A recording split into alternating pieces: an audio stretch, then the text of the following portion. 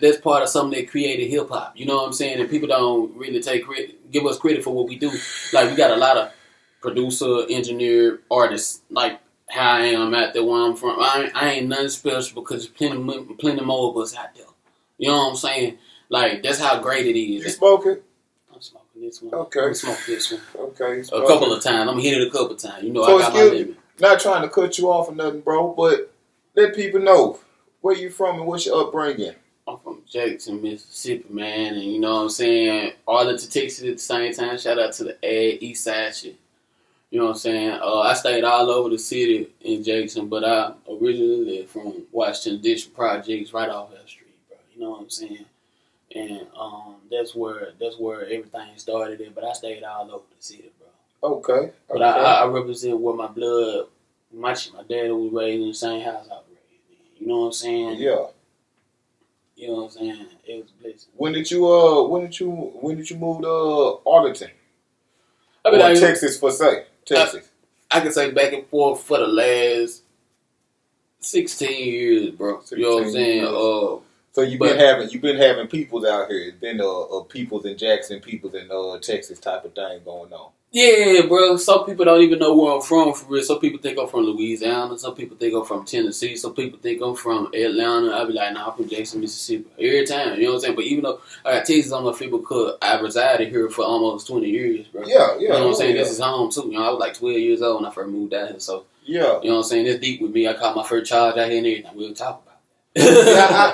I asked that because a lot of people from Mississippi have people outside of Mississippi. Like growing up, I have people up in Chicago. I haven't met them, but like you know, that was a big migration back in the day from Mississippi to Chicago. Yeah, Chicago to Mississippi. I don't know why. I got the Mosbys and the Gatlins out there in Chicago, bro. Yeah, I got a lot of people up there in Chicago. Baton Rouge, New Orleans, California, Atlanta. I got a lot of people in a lot of different areas. You know what I'm saying? Yeah. So I mean, we spread it out. I still probably don't know a lot of my family, bro. Oh no, it's hard to find all them people. We just spread it out. See, I got people far. in Houston that I ain't even met yet. You know what I'm saying? Yeah.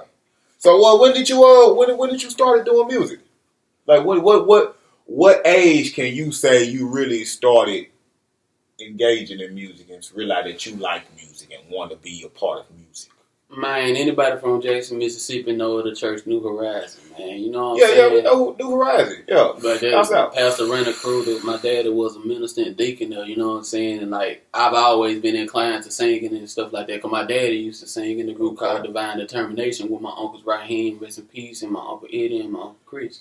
Yeah. And so like, I was always musically inclined, bro, but he ain't let us listen to like secular music like what I do now. You know what I'm saying? He was more so church inclined, and like I knew what I had going vocally. Like back then, it was just singing when I was a kid. What inclined me to start rapping is the fact that my dad kind of tried to keep us away from it, and I was like, "What's so bad about it? I like the beats, I like the way it sounds." Yeah. He was worried about the influence, and I can understand that in nowadays. But, bro, like, I think it was not even just to rebel, but I really liked what I was hearing, right? You know what I'm saying? So it was like, I really wanted to explore it. But when my daddy died, is when I was able to express myself through it. You feel me? So I started rapping at 11 years old. Yeah, man, it came from pain, though. You know what I'm saying? Okay. It came from a dark place because, you know what I'm saying, it happened after my daddy died. I had hella frustration. Anybody that knew me and went to middle school, I already know, bro. I was getting in fights every other week, bro. Win, lose, or draw. You know what I'm saying? And I just was frustrated, bro. My daddy was gone, fool.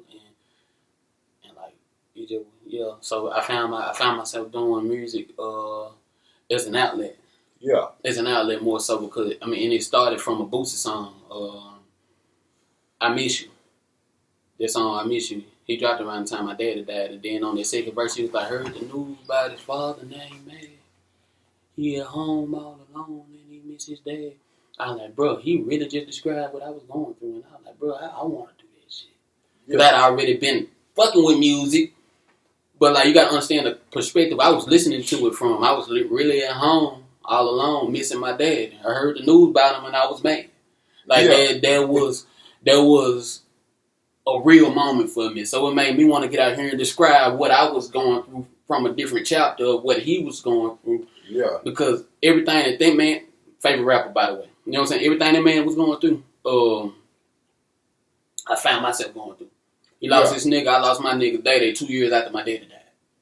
You know what I'm saying? That's another story. But like it just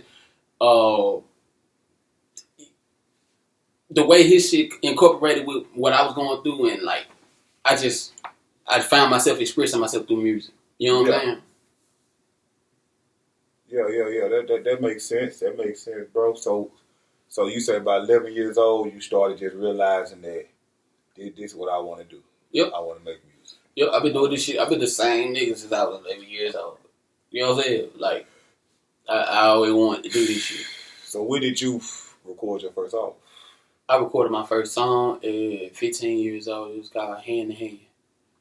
It was with, cause my stepdaddy, man, shout out to Street Nigga, man, that my nigga, man, I've been on since 3 years old, bro. When my daddy died, 2 years, he did 10 years in prison while all this was going on. I was 3 years old when he got locked up when I first met him. But him coming home and really pouring into me, bro, we was part of this shit called GMG, Get Money Gang. We all was, my stepdad was like 29 at the time. He like damn near my age I am now. Okay. And I was like 13. I was the youngest at the count. Like that's what I used to call myself. Everybody that know me in Arlington and everybody that know me for real know I youngest of the count, GMG, Lil Twan on the track, Lil Tot, you know what I'm saying? So they remember that. Because I used to come to school showing people what we used to be going and doing at the studio all the time. And my first time in the studio was when I was 15 years old. I made that song Hand in Hand. My mom even came in that motherfucker. It was my first time at the studio. She wanted to catch it on camera. She still got it on her page. But when I was in there, she was like, you need to be learning what they doing behind the computers. For real. And that shit stuck out to me because I wanted to know. I really wanted to know. I wanted to do the shit myself. I always wanted to do it myself, but I couldn't. You know what I'm saying? I ain't had the money for this shit. You know what I'm saying? So niggas used to be trying to do little crazy little odd jobs for this shit, man. You know what I'm saying? Whether I had to sweep hair out the floor at the barber shop, do housework for people, or break in that bitch. I ain't know it was just those was the days, bro, and that I started really, really chasing it. After that first song, I wanted to go to the studio more and more. You get what I'm saying? So I was just getting my little odd jobs, doing what I could to get back to where I wanted to be at for real. You know what I'm saying?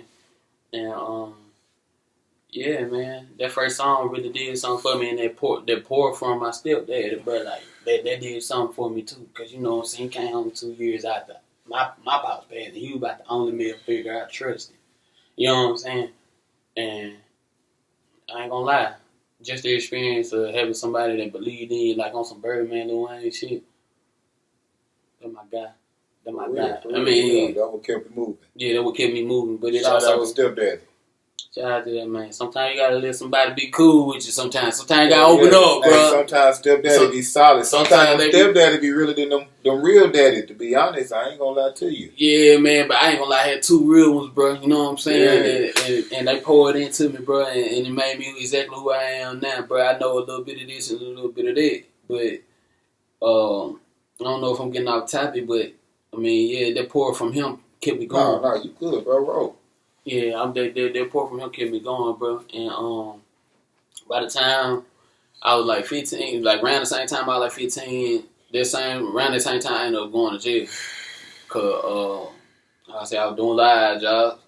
yeah, for real. Nobody perfect, trying bro. To make it happen. I went to the little juvenile jail and shit, cause I was doing little dumb shit. But when I came home with a mind on me, bro. Like, I'm not getting into this shit no more. I was on probation and shit and everything. I had to stay away from trouble. So me, I'm a routine person. So when I realized I could stay out of trouble for X amount of time, bro, and when I got off probation Christmas Eve 2011, I'm like, shit, I'm gonna focus in on music from here on out. And it ain't just, I don't know, I'm scared of the street, none of this. It's just because I've been wanting to do this since I was a kid, and I don't want to reach. It's like knowing you can go to the NBA. It's like knowing you got that shot, but you still got connected to the streets, and you still bullshitting. You still bullshitting around. Yeah, understood. So I stopped fucking around that age, and like, bro, anybody could tell you, bro, I used to go to the Family Dollar on Collins in Arkansas, bro. I used to go and burn my CDs, bro, and go out in the street and sell my shit. Street niggas buying this bit for $20, 3 tracks on it.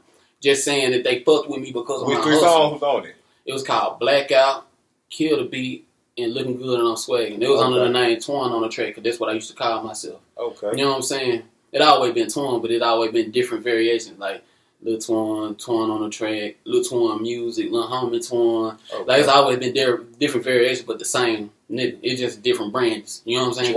So these were singles on a CD. This wasn't. You haven't dropped the album yet. This was like a demo tape. Okay. And the name of it was supposed to be Family Money Power Pussy. I don't know what was wrong with me at 16. It was what? Supposed to be what? Family Money Power Pussy. That's what I was up there. And this was still important to me to this day. Family Money Power Pussy. That was the name of that motherfucker, man. My stepdad. FMPP. Man, look.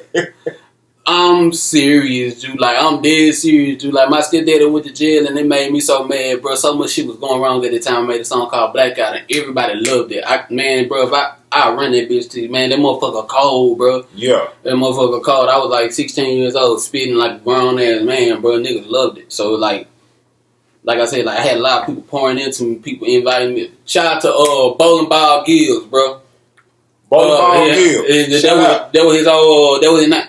He from Mississippi, bro. He was out here, bro. I was at the barbershop and I came in there trying to sell my CDs, and they the ones that put me on. His cousin, A-Town, he from, I think he was from Jackson. I don't know why he called himself A-Town.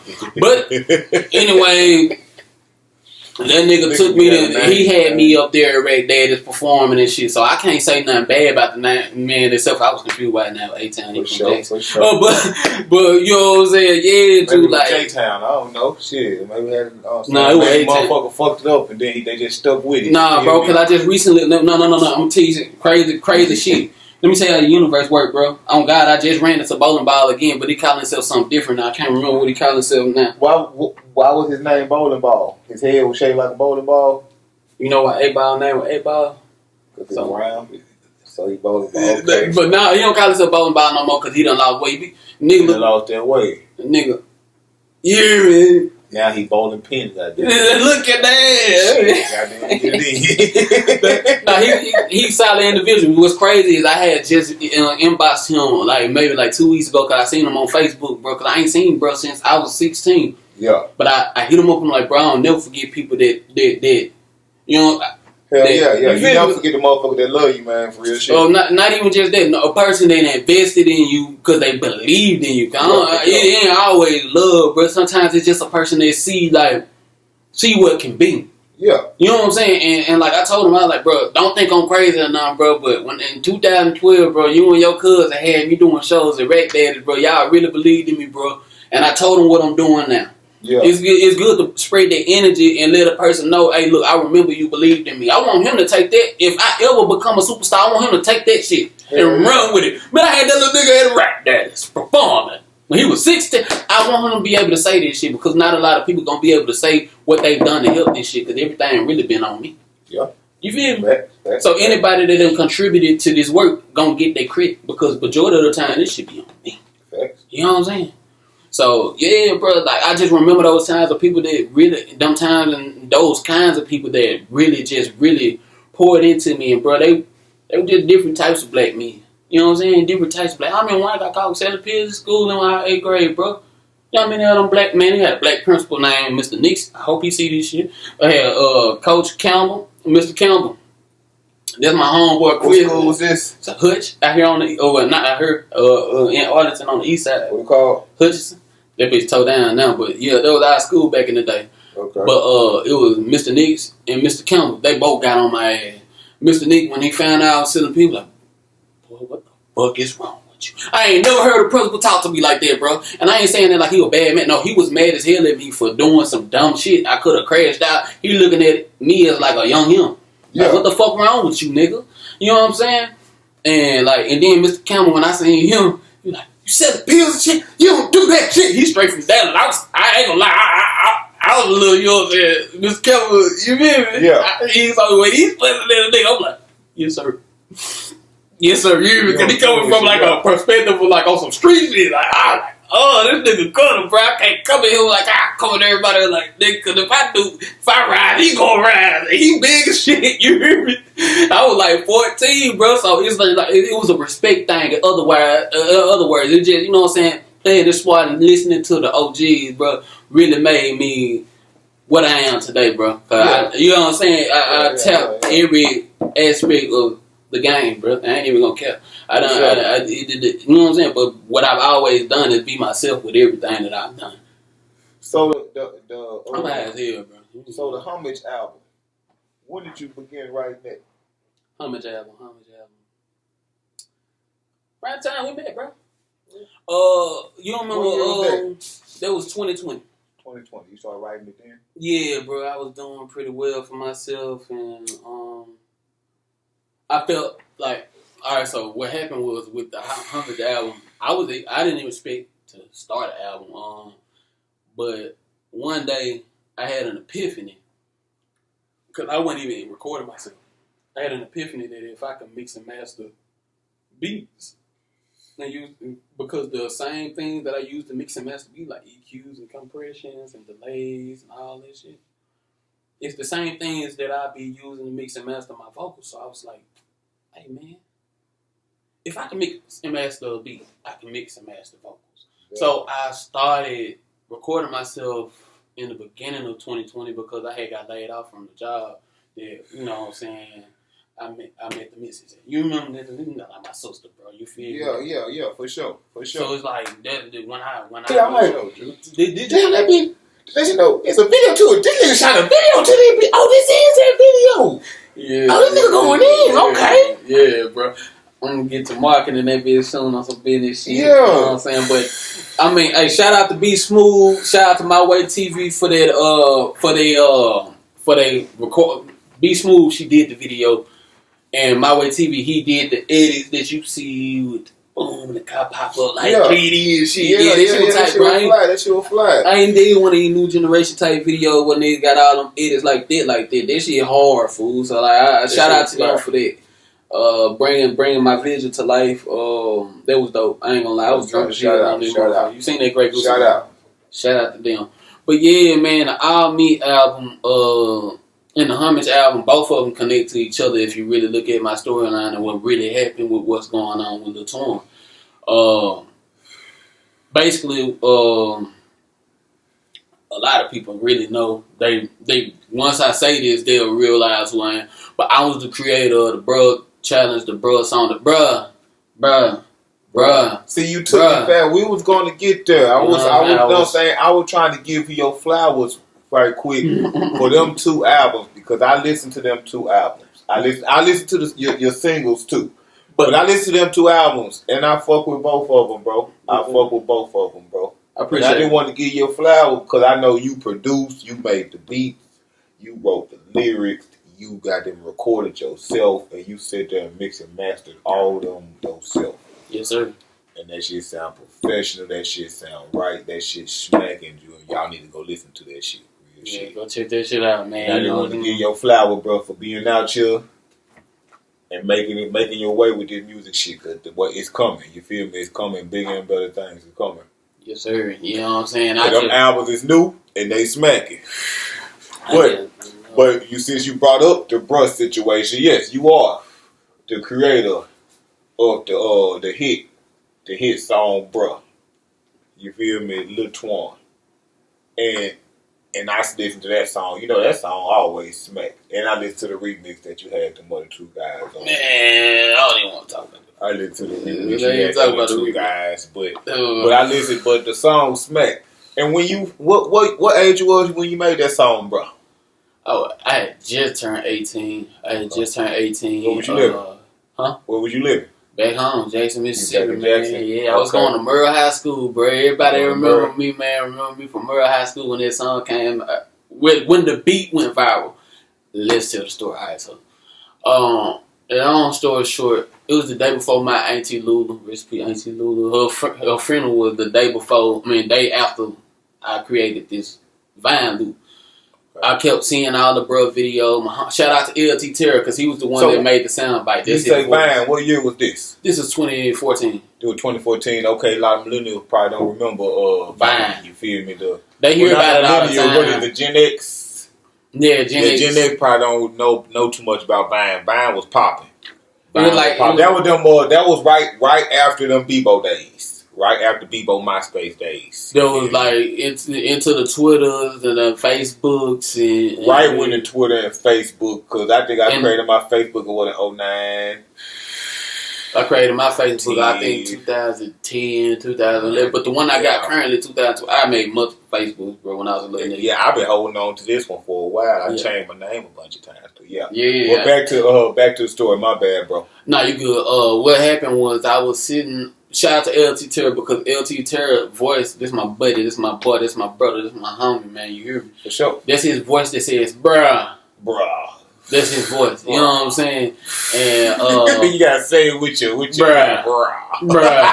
That's his. I know him, so like me knowing him, I can kind of impersonate it a little bit and say it like that. Yeah. But like that's his voice. They say, "Bruh." That's his voice. So anyway, I laughed at it so much because it was on so many videos. I came up with the loop. I'm like, bruh. And that loop right there by itself went viral. Shout out to Dilla Beats and Head Graphic, because Head Graphic started the bruh movement with the editing behind LT's voice. Yeah. So then Dilly came in with the steel on the production and took my voice and put it on that beat, and it went viral. It was going crazy. It was going crazy over the weekend. And I told him, I was like, bro, I rap. Send me this right now. I'm going to make a song to this, because I remember so many songs that went viral on Vine by itself. Hell yeah, Vine was popping. So this was the bruh movement, not the bruh challenge. There are two different things. On Vine, it was the bruh movement. And it was really just a comedy thing that they was putting the song behind and stuff like that, you know what I'm saying? And it was going viral. Well, not the song, it was the instrumental. And it got my voice on it. And I'm like, oh, fuck. Like, my voice is heard everywhere. Bruh. Like, I'm like, shit. And then that song that we say in Mississippi, come on. You from Mississippi. We brought that up, motherfucker, bro. Oh, come on, bro. So, like, it was just so, it was good for the culture of Mississippi to me. And I felt it was going to be the one. But see, the thing is, it didn't go viral completely on Vine. Like, don't get me wrong, bro. When I dropped the song, me and my brother, shout out to my brother, Player Gator. He was on the song with me, bro. He was on the second verse. He killed that bitch. That's my boy. That's my brother. That's my blood brother. You hear me? Yeah. So shout out to my brother, man. He got on the song with me. We collaborated in my fucking room. Right in the middle of my room. Shout out to my boy, Munt. He recorded the original copy of, bro. Dang, what his name is now? Quasi Ali is a producer. His name is Quasi Ali. Kwazeeali. He from Memphis, bro. But he a solid nigga. He was in Mississippi when we did this. We made magic happen with this song. When I dropped the song, it started doing 1,000 a day. 1,000 a day, bro. On Vine? No, on SoundCloud. I dropped it on SoundCloud. You know, SoundCloud was real popular back in 2014, 2015. Yeah. This was like first or second upload on SoundCloud. Okay. And that motherfucker was doing 1,000 a day, 100,000. Got the all the way up to 100,000, all this stuff. You know what I'm saying? I ain't gonna lie, I started like, cause after a while of hearing a certain song, you get sick of it. So I was like, man, bro, I'm finna start dropping more music on top of this. And I started this mixtape called I Got Something to Say. And I started going to the real studio. Cause, you know, I think Monk went to college. But I was still, you know, where I was, you know what I'm saying? And, for sure. Shout out to Pip. That's who I started recording with when I was in Jason, man. So when it started doing numbers on Vine, it started doing numbers on Vine. I mean on SoundCloud. Yeah. So when did you make the video? I made the video almost, I think like a year and a half after the fucking song. So how long was it popping on SoundCloud and on platforms before you got any real calls about it? A year and a half, bro. It took a year and a half, bro. I didn't even think that it was gonna happen from that song by itself. Which we'll get to that too, because truth be told, just between me and you, it really didn't happen from that song. I know what got me that deal. I'm gonna tell you about that in a minute. But it was another song that got me that deal, bro. I'm gonna put it like that. It was another song that got me that deal, Jim. Okay. But it wasn't a song that we could actually do something with, because it was on another beat. I was mixtape and shit back then, because you know it was mixtape days and shit. That's why I was dropping my mixtape. I Got Something to Say. I recorded this shit with Pip. That's why I was saying, like, shout out to Pip. You know what I'm saying? Because that's who I started. I Got Something to Say thing with. Shout out to Cali, homeboy in the neighborhood that was from California. He was in Jackson. He had told me I had something saying that's what made me For sure. make this, make the tape in general. But like, yeah, the intro for the tape had got me the deal. You know what I'm saying? Yeah. Well, because I'm still figuring that shit up. But Thoughts Down South podcast though. We back with it. And we back talking about this iconic song, Bruh. You feel me? Now the song that you created now, where we were you made a video for it a year and a half later after you dropped it. So what made you make a video for it? Alright, so fast forward a year later when the song was still viral, getting played, but it really wasn't as popular. I started getting messages from people and tags from people on Facebook, Instagram, Twitter, and they like, bro, your song is viral. Your song going viral on this app called Musically. Musically is what TikTok was before. Okay. What it was called? Musically. Musical.ly. Yeah, it was called Musical.ly. What year was this? This was 2015, man. I was 15. Okay. Yeah, bro. I was at the time, bro. I was a high school dropout. You know what I'm saying? I wouldn't even drop out on purpose, but we'll get into that later. Basically, what happened was I was getting these tags on this app. I downloaded the app, and I let the creators know that I downloaded the app, and that was my song that was going viral on the app. And they was like, you know what I'm saying? There are over 1 million hits for the hashtag bruh on the app. And I'm like, wow, this is something that I did. Yeah, it's your shit. So, like, and I was already promoting the song and making it known that that's my voice, that's me, you know what I'm saying, this, that, and the third. Yeah. And so, like, we came up with this idea to create the first challenge, which was the bruh challenge. And I got the hashtag, like, top trends to show, like, the proof, you know what I'm saying? And it was, they welcomed me in with open arms, and they were very excited to work with me. And I mean, man, they helped me push a good amount of music, bro. And so what was this app called? Musical.ly. It was this is the original TikTok. Like TikTok, I don't know if they bought them out or if they changed the name or. Musical.ly. Yeah, that's what it was called at first. And it was like a TikTok app where you posting videos and little shit on there. Yeah, it was TikTok. Okay, and motherfucker, and they been doing the bruh. So how are they doing the bruh?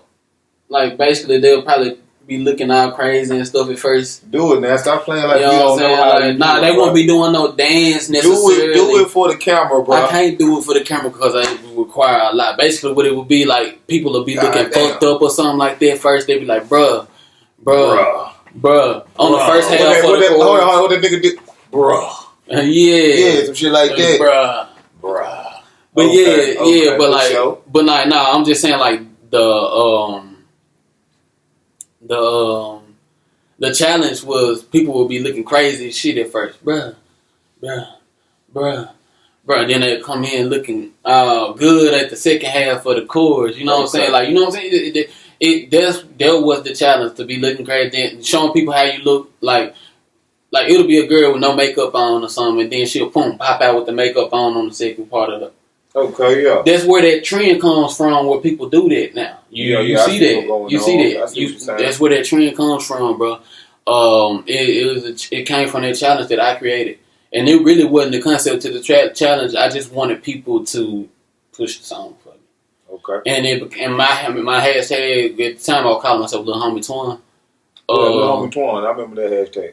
That hashtag, I don't know if you looked it up on TikTok, but it got millions. Who owns Lil Twan Vivo YouTube channel? Label. What label? They won't give it back to me. What label? Slip and Slide. Oh, so you were signed to Slip and Slide? Yeah, I was trying to get to that. What happened? Bad, I'm sorry, my bad. Nah, you good. It's a whole story to it, bro. It's a long story. That's why I say. But long story short, the song going viral on TikTok. Musically at the time, and musically hit me up one night. It was like I had quit Best Buy. Everybody that know me and Jason at the time know I was working at Best Buy. You know what I'm saying?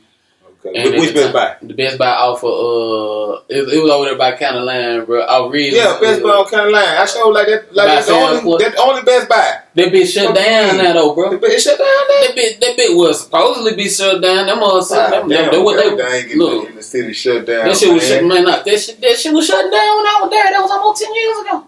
You know what I'm saying? Like, but long story short, they were promising a nigga a raise and they turned it to an at home. Huh? What? They turned their Best Buy into an at home. I ain't been home in a while. No, they turned. I'm telling you what they did. They turned it to an at home. I remember. That's crazy. Yeah, they turned it to. Is the Sam's Club still a Sam's Club? It's on the Sam's Club way out there in fucking in Richmond, man. So Sam's Club ain't Sam's Club over there by Jamestown no more. Nah, they Sam's Club. I don't know what the hell. I don't know what happened. It's just the Sam's Club is in Richmond. It's still a Walmart over there in County Line though. Yeah. Still a Walmart. Oh yeah, the Walmart over there, County Line over there by North Park Mall. Across the street from North Park Mall. It's still a Walmart over there. Yeah. That used to be the spot growing up. Yeah, bro. Yeah, I ain't gonna lie, bro. You know. But back on the bruh situation. The bruh, I kind of song bruh. Okay, so back to musically, they emailed me instead of DMing me. They were like, "There's a management company that was wanting to reach out to me." Okay. And there's a company in LA that did in third. You know, nigga from Mississippi hearing something about a management company in LA wanting you. You know what I'm saying?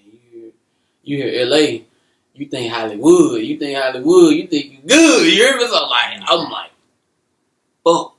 I was like, yeah, give me my information. Hell yeah. They hit me back, bro. This around time, and like I said, this the same day I walked out of Best Buy, bro. Crazy shit after my big mama died and everything, bro. They emailed me. They were like, they gave me their number or whatever. And it was this guy named Eddie Matthew and this guy named Michael Fogel. Eddie Matthew, big black guy. Michael Fogel, little skinny guy, Jewish guy, cool. He was really cool, bro. Okay. He was really cool. Shout out to him. You know what I'm saying? He was genuine. I could tell what he was on was pretty genuine if it would have went through the way it was supposed to go through. Talk it up, bro. I couldn't hear you. I said, if it would have went through the way it was supposed to go through, I feel like he would have been a big part of the success of Lil Twin. Okay, who? Lil Twin. Oh yeah, but we're gonna get into that. We're gonna get into the complication of the names and what's going on with the names and the different rebrands and things of that matter. All right. So what's truly going on with that is long story short, they called me and they like, yo, we calling from LA. I'm like, nigga, we made it. The around time nigga we made it came out. Yeah. They want to come to the city and take me to whatever restaurant I want to go to with my mom and my people and whatever, and they gonna pay for whatever they did in the third. And what restaurant you went to? Logan's, nigga. Went to Logan's? Into that Logan's. Logan's in Jackson? Yeah, on the north. Over there, County Line? Yeah, they were for good. Them rolls. I got a fried cheeseburger up there, motherfucker. Everywhere, and anybody that know me in the industry that ever went out to eat with me know I'm gonna go get a burger anywhere we go and go have fancy place is. For sure. Give me a cheeseburger. For sure. But anyway, long story short, I had went out there with them and they were telling us about the treatment for the video for Bruh. That's when we get to the video for Bruh. Okay. Because they wanted to invest in the video for Bruh because we were trying to shop the record at this point for a record deal. Yeah. You know what I'm saying? I'm gonna tell you about this. So you were shopping for a record deal. They were. They were shopping for a record deal. They wanted to be my manager. Yeah. Okay. Yeah, they wanted to be my management, and it seemed like it was gonna be a pretty solid thing. Until I got the contract, I ain't gonna cap. A lot of people gonna think I'm stupid for it, but I don't give a fuck. What was the contract? We took the contract to a lawyer, man, and the lawyer she wasn't even an entertainment lawyer, but she was just looking at the verbiage and the lawyer and the shit as a lawyer, and she was just like, I don't know if you should do this. You know what I'm saying?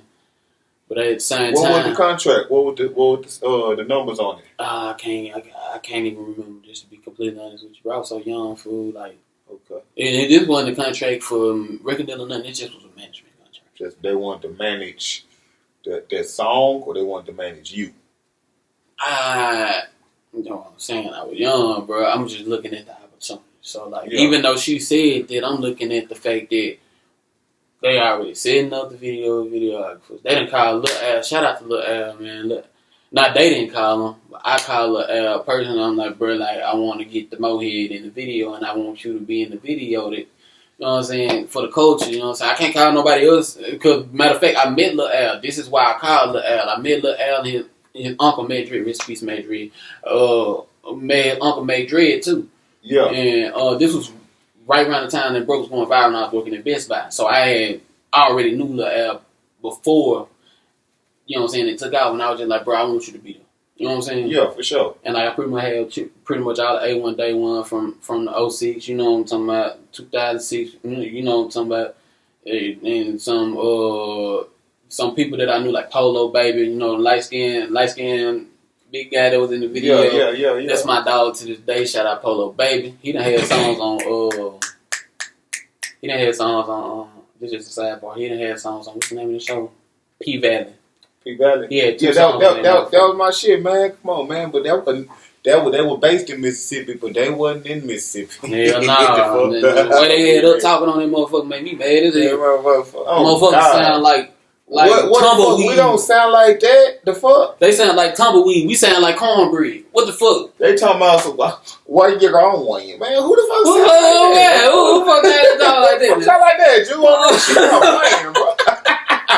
But I love the show though. Shout out P Valley. I love the show. They did give us some exposure, and they did. Boy, that shit was funny as a motherfucker, boy. I ain't gonna lie, I ain't really watched the show like that, but just the fact that my little bro was on the show, and I know where we came from with this shit, and I know how it is, the politics in the city of being an artist.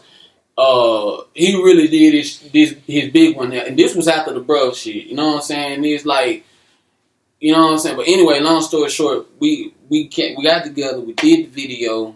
Video come out, get to like 500,000 views, and that's when niggas shopped it out to a record label. Okay. And the record label did like 500,000 views in how long? Did 500,000 views in shit this long. It took what, a couple days? I'm gonna tell you the difference between my push and the label push. I got that song to 500,000 in a year and a half. That song is 500,000 on YouTube in these last damn near 10 years. There's a difference between me and they push. Okay. My influence is theirs.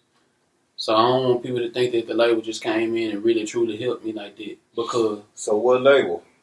Slip and Slide Records was the label that I signed to. Well, they contacted you or y'all contacted them? This way it gets snaky at. I ain't even telling them in full detail because I know we ain't got a lot of time.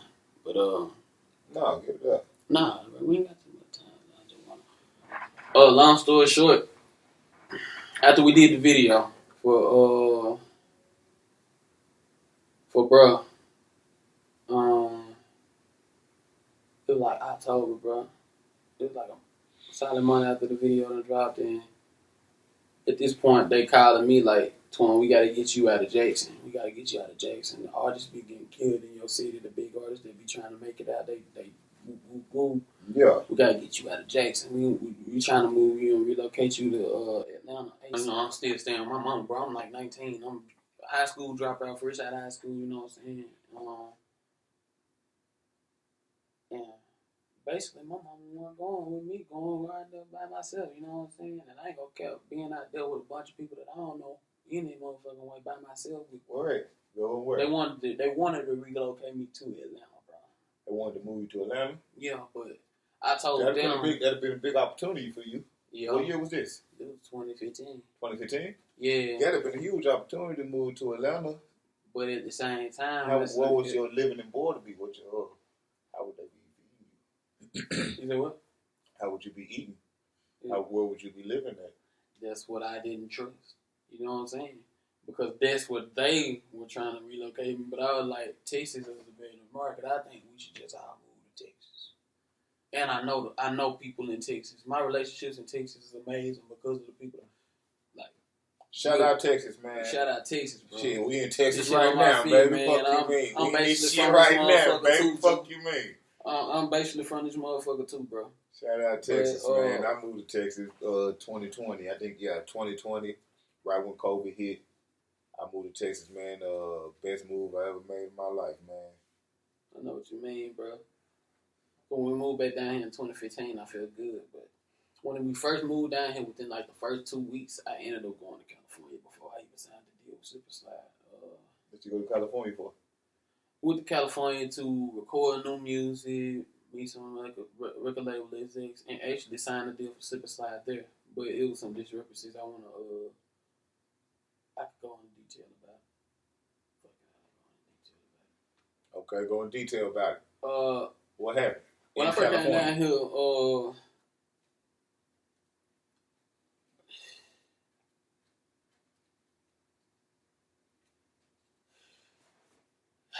well, I'm gonna shorten it up like this.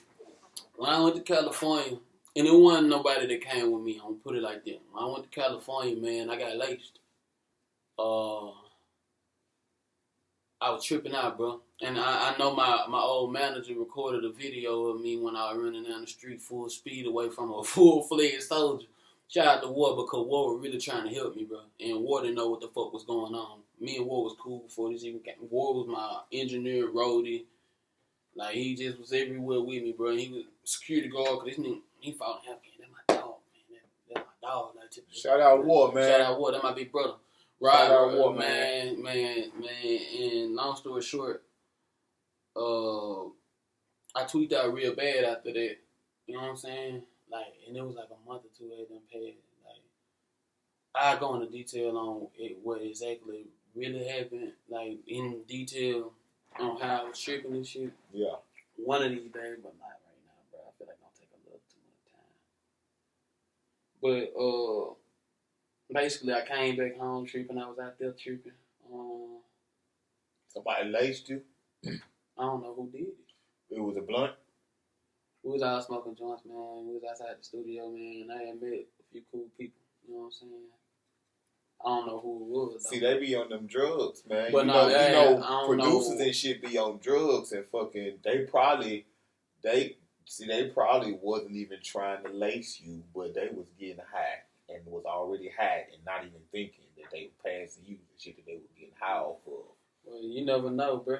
You know what I'm saying? I don't know what perspective it came from, bro, but I was fucked up. And though. then the thing is, people were trying to say it was a good weed and all that shit, but when I came back home, motherfucker said it was no K2 in my blood stream. See that K2? See, that's that spice. That's what I'm saying. See, I know all about that K2. I don't know shit about it, but that one time I had up, and we was fucking smoking fucking K2 in that motherfucker. So I know, and that shit do fucking take you on some psychedelic shit.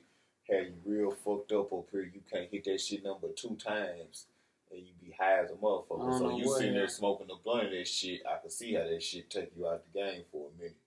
Yeah, bro, I was scared to smoke for a little while after that, bro. You know what I'm saying? Blunt that shit, that's crazy. Yeah, I don't know, bro. But long story short, that shit. 2 months after 2 months after that shit happened, bro, like after nigga go to the mental hospital, not even go to the mental hospital, I just went to the regular hospital and they found out something wrong with me. They started sedating me with, I can't remember what medicine, my mama probably remember. But I came to probably a couple of months later and I was still a little fucked up, but I was coming to, and you could tell I was coming back, being a regular me, bro. But yeah. I pretty much was getting rushed to sign the deal, bro. I didn't really, at the time, I was mentally distraught. I really didn't even want to do it no more. You know what I'm saying? But I know I needed some bread, and I was going on 20 years old, bro. I'm grown, man. I needed some money, bro. Hell yeah. And I ain't gonna lie, it was a whack-ass deal, bro. It was a whack-ass deal, bro. But I thought that out of the deal, I would really be getting the most from the back end of it. So I wasn't thinking about the upfront of what I had received. You know what I'm saying? I mean, I don't think at that time nobody did, and this is what I know about the situation too. I came in the era when niggas stopped really fucking with record labels and started going to distribution because record labels were failing. Yeah, you could really depend on yourself, and I wasn't catching the concept right then because, like I said, I was coming into the transition of time. Yeah. Time out, Paul. You stanky bitch. If you don't stop bouncing on this motherfucking cake, get your motherfucking ass. Sit your stupid ass down, Drew. Damn. Did you just whoop a motherfucking lizard?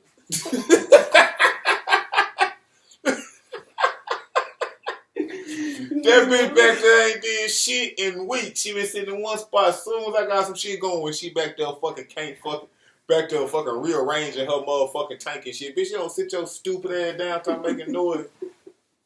Dumb ass. No, gave that motherfucker a whoop. Sit down. Sit stupid ass down. Getting on my motherfucking nerve back there making that. Look at her. She sitting down. Yeah, calm your dumb ass down. Okay, my apologies, You bro. good, bro. I know where I was with it. You know you was. Okay, goddamn it. Thoughts Down South podcast, man. You know what's going on, baby. Yeah, man. We back. We up in here again, man. Yeah. And we back. We back. With my partner, Lil Twan Music. Yes, Make sure y'all subscribe to that YouTube, man. All of y'all. Okay. But yeah, bro. So basically, after the record deal was signed and whatnot, my manager whole ass moved all the way to Europe. That nigga moved to Europe. That nigga left. Did he move, or was he already living in Europe? No. He just was here visiting, handling business. No, that nigga moved to Europe. He was staying in LA when it first happened, bro. But when I got laced and that shit happened with me, him and Michael Fogel dismounted their business and spread apart. They tried to make it seem as if it never happened. Okay. You get what I'm saying? They got rid of the LLC. Whoa. Only proof that I have of it is that tag that I left on that motherfucking video on the Vivo. J-U-L-E-N in the What did it say? J-U-L-E-N in the J-R-L-N? J-L-E-N. J-L-N Entertainment. Yeah. Okay. That was the management. Then I had a record deal with Slip and Slide under distribution of E1, which was a what? What was that? What, 360? Mm-hmm. Fucking 360 deal. This nigga got me in a 360 deal, bro. God damn. Set me up for the kill. Explain what a 360 deal is for the people that don't know. That's why, basically it's when you got pretty much more than one person incorporated into your motherfucking music and all your business. I had a record label incorporated with it, which was incorporated with it by a manager that incorporated a distribution deal along with it. So many percentages was given. I can tell you, I only get $3 to $4 every quarter. Everybody just got their fingers off in there. Just everybody just from engineers to managers to CEOs, just taking out, bro. If I go pull up my BMI right now, and you see that bro song, I'll be scrolling at least once or twice before we get to the end. How many people is on that motherfucking song, including me and my brother? Okay. And every quarter, I only get like $3 to $4 for this shit. That's crazy. Bing. That's 360 deal for your ass. That's crazy. Call me stupid. I don't go fuck. I was a nigga from Jackson, Mississippi who tired of seeing my family struggling, and I thought I had a way out. But okay, so you called, you signed the 360 deal when? Was it before you got laced or after you got laced? After how long? I was only signed the management one before I got laced. Okay, so how long after? 3-4 months. 3-4 months. Who you signed with Slip and Slide? No, 2-3 months. I'd say 2-3 months. You signed with Slip and Slide. In January. They sound. I ain't gonna lie. That sound a little sketchy, little snaky, little slippy sliding. They doing slide through. You know what's funny as hell about that shit too? What's up? Is at the same time that shit that you gotta pay attention to the line. This is what I want to make. No here. Look at the line of stuff that happened with Slip and Slide around the time that I got with them, or I had started incorporating myself with them. They had their anniversary. Okay. Listen to the song that Plies came out with. I feel like it was a message to me. Ran off on the plug twice. He still calling, I ain't calling back. Who was all signed with Slip and Slide that maybe viewers might know? Trick Daddy, Rick Ross, Plies, Trina. Okay, so Slip and Slide is based Florida, more Florida based? Yeah, and shout out to them. This ain't nothing to them, but I still feel like I ain't gonna lie. Plies wouldn't even say nothing to me when he saw me. Where you seen Plies at? I seen Plies at the Dub Cost Show 2016 for 97.9 The Beat. Every other superstar that saw me showed love, Power Wow, Designer. Even down the local artists that had the bigger buzz than me, they was showing love like Go Yayo. You know what I'm saying? I met Go Yayo there. He put me in some of his first promos. Oh, okay, for real? Yeah, bro, you can go look it up. You can find put me in some of their first promos. Shout out to them too for that because that was hard. Thoughts Down South Podcast.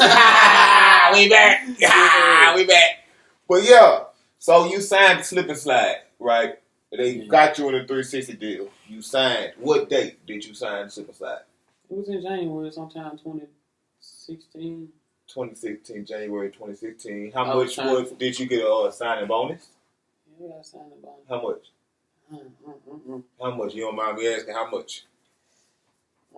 Give me a ballpark figure. Go ballpark figure with 5 bands. Close. 2,500. Down. Up to 7,500. 2,500. 6 bands. 3 bands, bro. 3 bands? Okay, damn. But that was a signing bonus. That was signing bonus. How much revenue was the song getting back? Was your music getting back? I also got a signing bonus of maybe like 12 to 1,400 from E1 is my distribution. So total about like 4,400. 4,400. Okay. 42, 4,400. Yeah. So yeah. I mean, I wasn't looking at the upfront money for everybody that might think that this shit sounds stupid. Not everybody signed for the upfront money. Some people get the back end and get the beauty of the shit. You know what I'm saying? So, what kind of deal did you sign? I don't remember. I don't remember exactly what deal did you sign. But I just knew I had. What was the term? Do you know any terms of the deals? Remember any terms of the deal? Hell no, I got all the contracts, but I don't remember any terms of the deal. Okay. I ain't read over this shit. Did they book you any shows? Nope. Other than the Dub Cow shows that I did, bro, they ain't booked me no shows. I ain't had no shows. They did me one show out there in Fort Myers, Florida, in Platt's hometown. Okay. I did shut that bitch down, but I mean that was the only show that I ever really did. They ain't really put me on really too much of nothing but a couple of radio interviews, which was big interviews like K104. K104, shout out K104, man. I think I needed 97.9 to beat, 97.9 to box out there in Houston, and 93.7 to beat in Houston. Shout out. I did 103. No. They played it on 107.9 in Atlanta. But I did a few. I did a radio station out there in Columbus, Georgia. I think in 8.3. No, I don't know. I can't remember. I don't want to say it wrong. Alabama.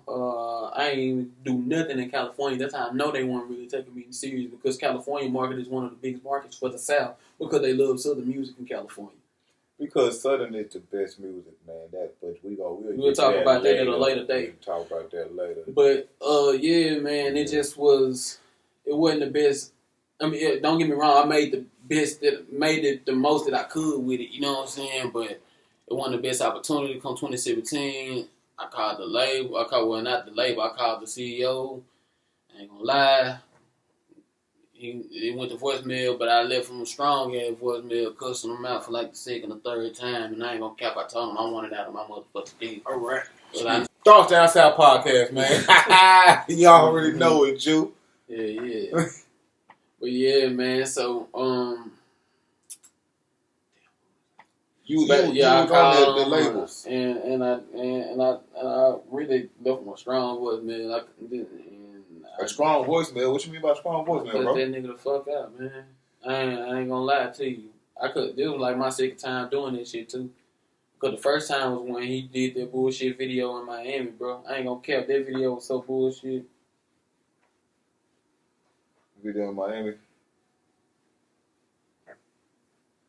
Yeah, the video, shout out to Young Wild Pounder, bro. I ain't gonna lie. It was a cool video for what it was worth. But versus everybody that I know and love that was in the video for bro and contributed to the video for bro, that some of the people weren't even there no more, if you get what I mean. Thinking they were gonna just like take my city away from being on this. You hear me? Yeah. So they wanted to put nothing but Miami people on there. I feel like they tried to make me into a Miami nigga. They wanted me to say I was 18 years old still because there was a lyric, bro. I was 20 years old by the time I got the deal, bro. They wanted to still say you 18. Yeah, okay. They were trying to get me to do a lot of lying ass shit. And I just wasn't with it, bro. And like I said, They kept on trying to give me these ranky-dink ass managers that didn't know what the fuck they were doing with me. Everybody that had something to do with that label at the time left when I left. And when I was seeing the bullshit for what it was. What his name? Sean something. He was a white boy. He left. Breeze, he left. And every time that somebody left from that label, they hit me up and let me know that they sorry.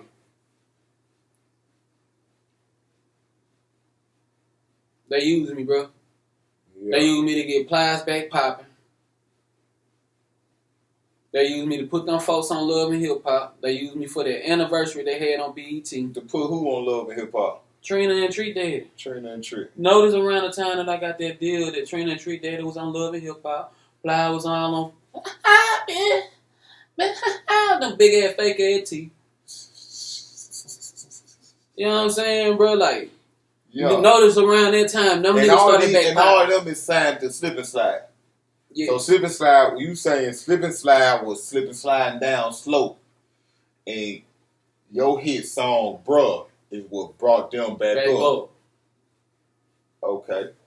And they know I know it now. As a producer and engineer, I know it now. Okay. Knowing the game. What years was this? This was 2017 by the time I got dropped by the label. So it was 2016, 2017. 2017, yeah, 2016, 2017. Okay. So it's like 2-3 years after the song really went viral. Okay. You know what I'm saying? So, yep, I got dropped from the label. Okay, I understand that. That's crazy. Yeah, they used me, bro. That's crazy. Bad. I ain't gonna lie. Okay, what did they drop you for? What was their reason? Cool, bro. When I called them, I told them I could see exactly what the fuck was going on. Y'all fucking me over. Y'all on some real whole shit. I don't want to fuck with y'all. How much money did you make off of them? None. So after that, I made that advance, and that was it. After the advance, you did 2 shows. And a few performances off the strength of what me and War was doing in the city of the DL. Okay. You know what I'm saying? A few appearances, not performances, but appearances. Okay. You know what I'm saying? And I did a couple of shows. I did 3 shows total. 3 shows total on their account. You know what I'm saying? And that was the 2 Doug Cobb shows, one in Dallas and one in Houston. And 1 Cobb show out there in Alabama. And I did some for the kids for some in Miami too. So there's like 4 performances total that I did. Nobody was booking me shows. You know what I'm saying?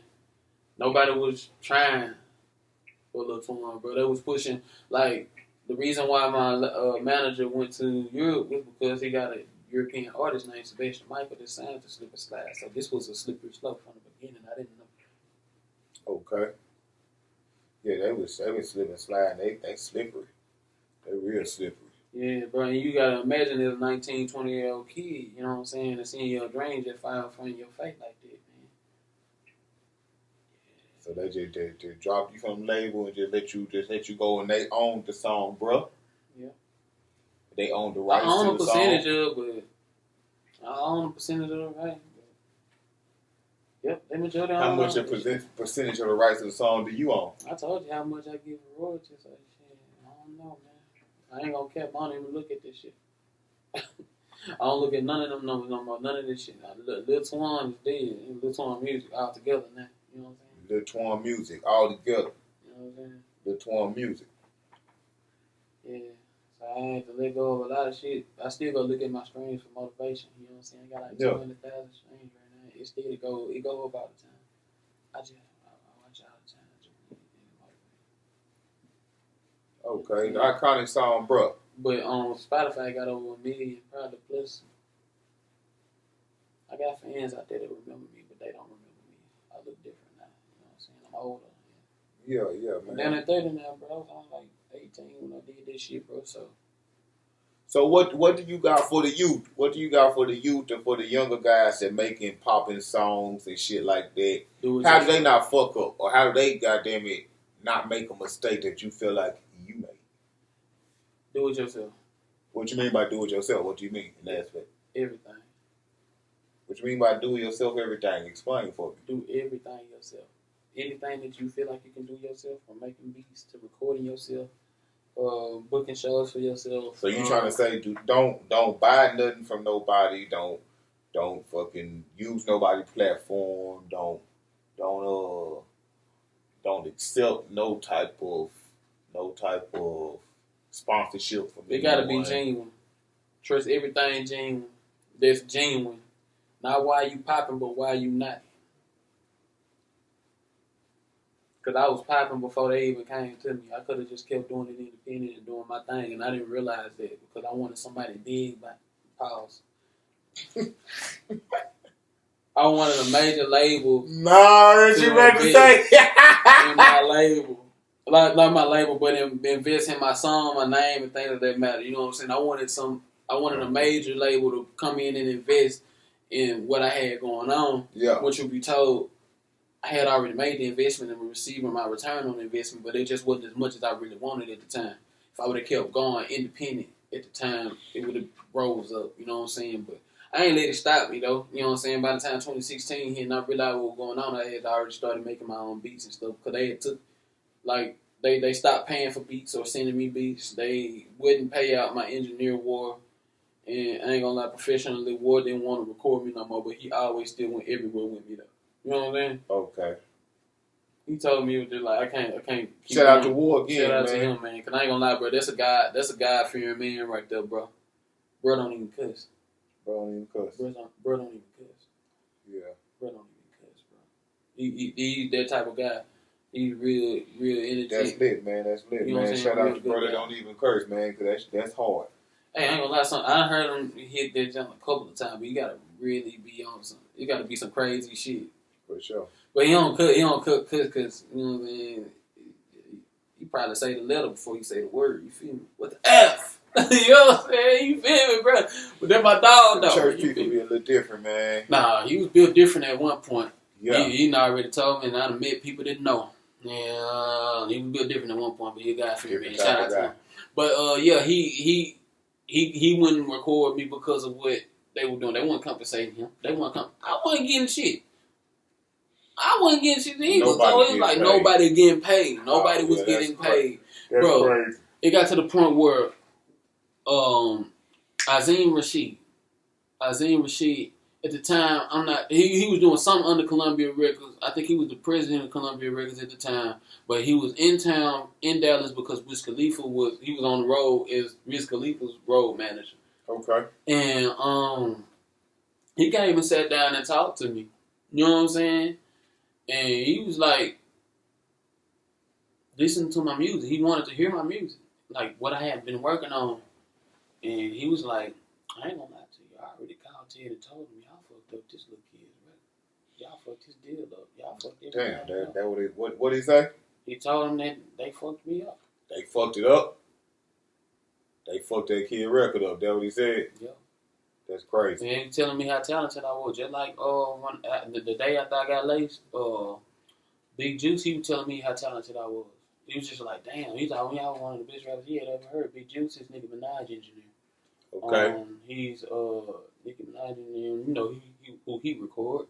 You know what I'm saying? So for to hear that from him, he told me all I had to do was put my 10,000 hours in. You know what I'm saying? And just keep pushing. What you mean put 10,000 hours in? Put 10,000 hours in on what you want to do. Okay. You know what I'm saying?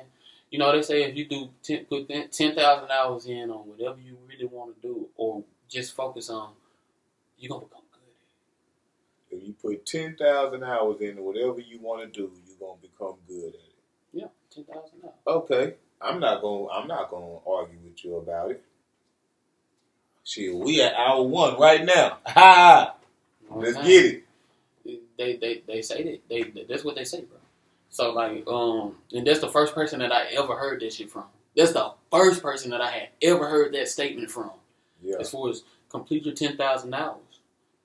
I know you done heard the statement before. No, I never. You have never heard the statement. I have never heard that statement before. All right. So with what you doing right now, put them 10,000 hours in. Watch how much. That's a lot of hours. How many days? How many months is that? I don't know, but I know by now I don't put mine in.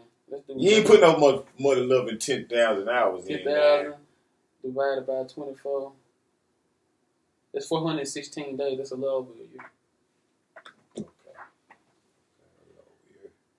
But that's consistent 10,000 hours. That's like clocking in on a clock. But imagine clocking out. Think about doing 10,000 hours at a job. That's not no fucking 1 year. 10,000 hours at a job is way less. If you only doing 40, maybe 45 hours a fucking week. That's where it hit different. It hit different when the studio at the house. This is 24 hours. Facts. Not if you still got to do other stuff though.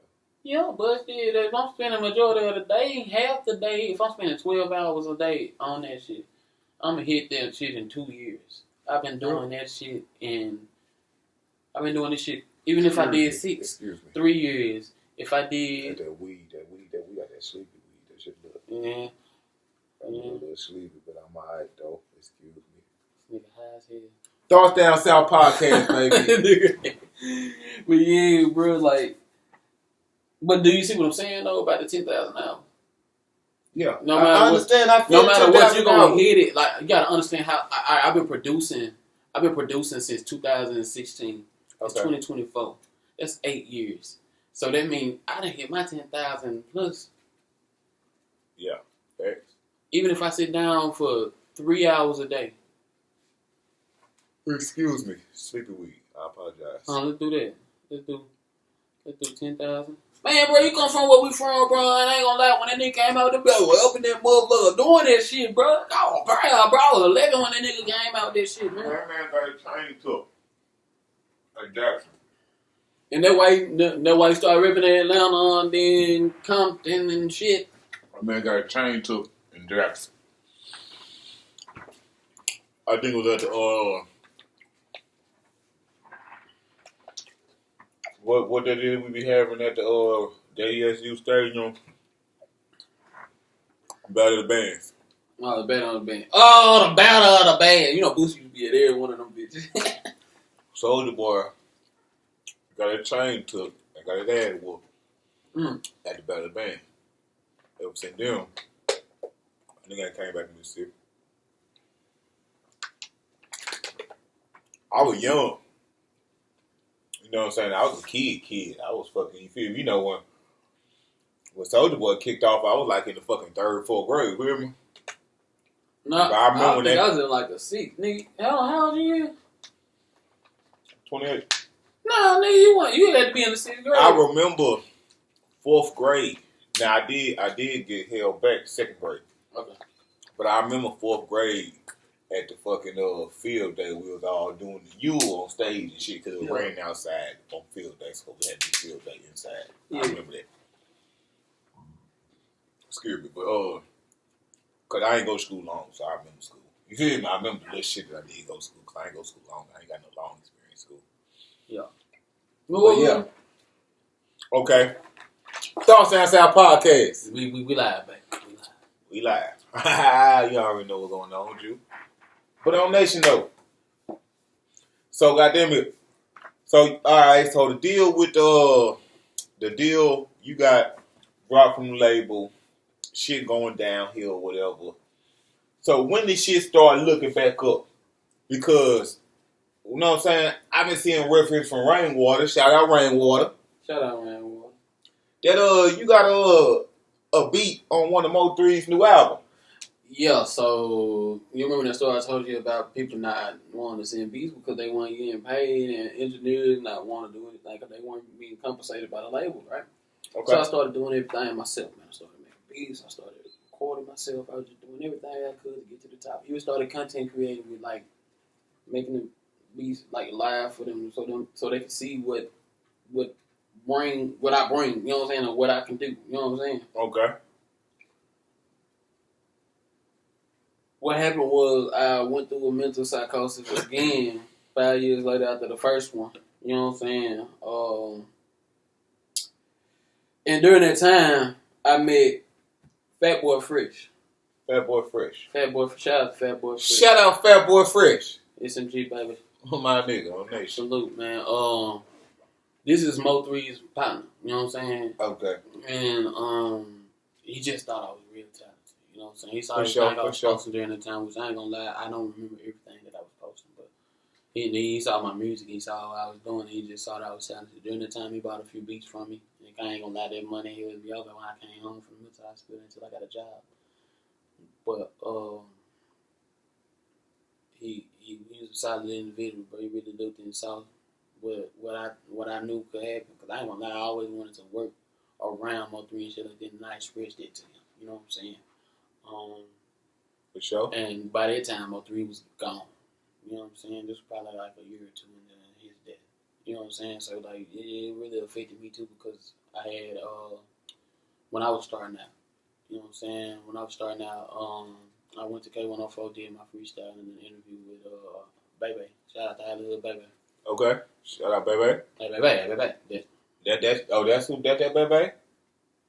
And that's when I met Hurricane Chris. Hurricane Chris real genuine. You met Hurricane Chris? What year was this? It was 2016 around the promo runs. You know what I'm saying? Okay. We was doing radio interviews, and then I did the radio car shows and stuff like that. But beforehand, I did the freestyle, and I was on my way out, and Hurricane Chris came in, and he was a genuine. He shook his hand. I got a copy of his mixtape. This around the time mixtape was popping. Okay. And on the mixtape was Out the Mud by Mo3. I ain't get to listen to it by myself until after I left K104 because he played it up there. He was like, bro, I gotta show you this song I just did with this man. Man, name Mo3 did it in third, you know what I'm saying? Boom. When it comes to getting the mamas, it's so much. I was like, ooh. They were getting in that bitch on my mama, yeah. And that's when I wanted to work with him. Label wouldn't connect me with nobody I wanted to work with. I wanted to work with Lundy before he died. They didn't connect me with him before he died. I wanted to work with Mo3 before he died. I mean, by the time 2017 hit, Mo3 was starting to pop out for real. But, I got dropped by the label by then, so I was really trying to reach out that way. Another way, I was trying to figure out how to get beats to me. How to get at them in that type of way. Yeah, and so like I said, me and Fat Boy was a blessing because it was the closest connection I had to him, and then on top of that, bro was just really fucking genuine, bro. Like, and that's all I'm about, bro. You know how I am, bro. You know me for with sure. Podcast. For sure, bro. But we learning you though. You feel me? Everybody learning you together, man. We all gonna figure out who you are, who you is, how you say it. But nah, so motherfucker, goddamn, know one thing on God, I'm a dropout, Drew. My motherfucking grandma ain't the best. Y'all talk shit about Mississippi anyway. Fuck how it turned out. Fuck how it turned out, on God. Shout out to Joker for that one. You hear me? But that's what, man, you brought him up, man. I was just talking to my cousin K-Dog, man. Shout out to K-Dog 274, man. He gonna be on the podcast too. Y'all know what's going on, man. Family first, you feel me? But goddamn it, K-Dog, I want K-Dog to fucking interview the Joker for me, man. I want to chime in some type of way, man. The Joker, man, I grew up off you, fam, on Nation. Man, I grew up off love you, Joker. Funny the Joker and Lil C. Shout out to Lil C. Shout out to Lil C, man. We grew up on Lil C. I'm on that gun and shit. They shoot your mama, shoot your daddy, shoot your brother, shit. Hey, I'm on too, man. I still listen to Lil C regular. I still got Proud Child on my Apple Music. And the Joker, man. The Joker too, yeah. blow your back out. Man, come on, man. That motherfucker just popped up on my YouTube the other day, man. I said, ooh, this shit, bro. Boy, I feel like I was sitting in middle school. Miles got one of the last songs. Miles got one of the last songs that Lil Fat recorded, bro. Yeah, Miles do, yeah. That my Jude. What? Nigga, what? Man, what? Man, shout out to Miles. I don't know why my city won't blow like fucking mainstream ever since David Banner. That shit crazy, Drew, on Nation. My shit's supposed to blow high, but get what, Drew? My platform, man, I'm gonna try to make... You think I ain't gonna bring no Jackson niggas on this bitch on my mama. Let me build this motherfucker up. I'm gonna bring nothing but the city on my shit. Because my shit, because there's some niggas from the city that's really supposed to be up there. Why we ain't got no mainstream ass artists, you feel me? Come on. But yeah, though, so you meet Mo3 and shit, woody woo woo woo. Goddamn it, meet Rainwater, woo woo woo. When did they purchase the beat from you? Maybe a year after I made it. They purchased a beat from you? That's when they purchased it, but I knew 6 months into that year that Rainwater fucked with it. See, the thing is, like I said, I was selling beats to Fat Boy Fresh, and Fat Boy Fresh brought me a project like September 2022. Okay. It was like 7 months after I got out of the mental hospital. He like, shit, man, bro, you ready for this Mo3 project? Oh, shit. I'm like, yeah, bro, let me go ahead and get ready for this shit. So I told him to send me a little bit of what he had for what he wanted me to do. He sent me like 6 to 7 seconds of the song, bro. 6 to 7 seconds. Any producer know what I'm talking about. That's a loop. 6, 7, yeah. And I was listening to it, and I was like, I know what to do. I know what to do with this shit. And I just really got the bass line of the guitar and flipped it around a little bit and made my own rendition of what I was hearing. And I sent it back. It wasn't a complete remake. I just kind of kept that bass guitar in it because I know there's something that Mo3 first started out here, like them slow. Is this song released? Not yet. Okay, but yeah. Oh, talking about the original song that he sent me? Yeah, the original song he sent. Is it released? Transformer by Fatboy Fresh. That's the original song that it came from, he took a part of this song and put it in with another song that Mo3 had made himself. And I put the beat together and they put it on the beat and it just came. Okay, so you made the beat, they put the song together, slammed it together. It was the shit. Yeah, and this was like 6 months after that, I get a call, Fatboy on the phone. He like, Twan, what good? This is like probably the highest energy I've heard from him because we usually on some real business shit or just on some real life shit. For sure. So I'm like, what's good, brother? What's happening? He's like, man, I got somebody on the phone want to talk to you. And then I hear, what's up with it, Twan? I'm like, what's up with it?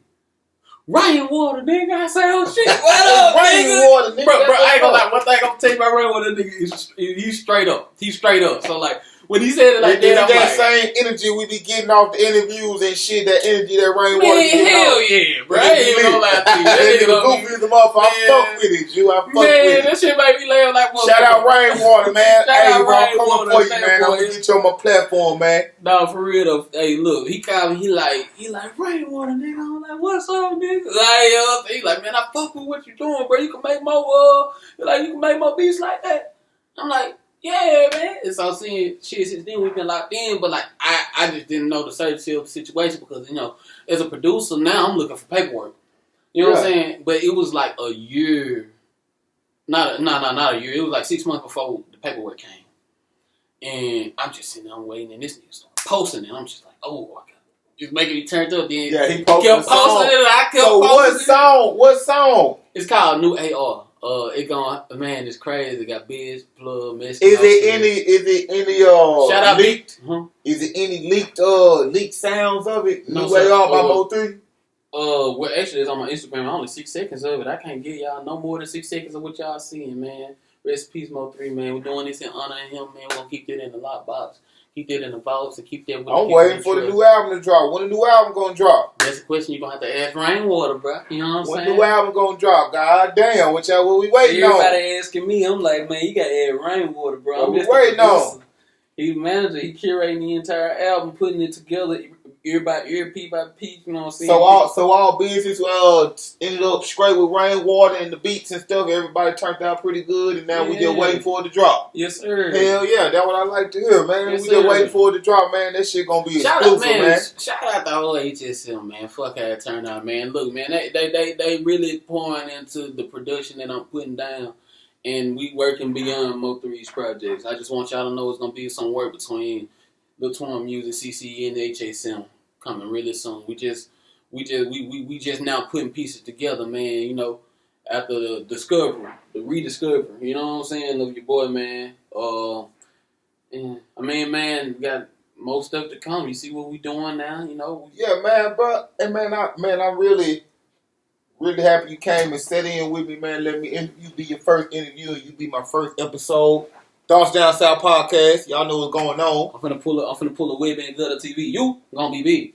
But look, you gonna be big. Man, I need y'all to go follow this man YouTube, man, and check out that new album, man. Follow this man's YouTube, man. Check out that new album, man, because that motherfucker hard, that song Heat.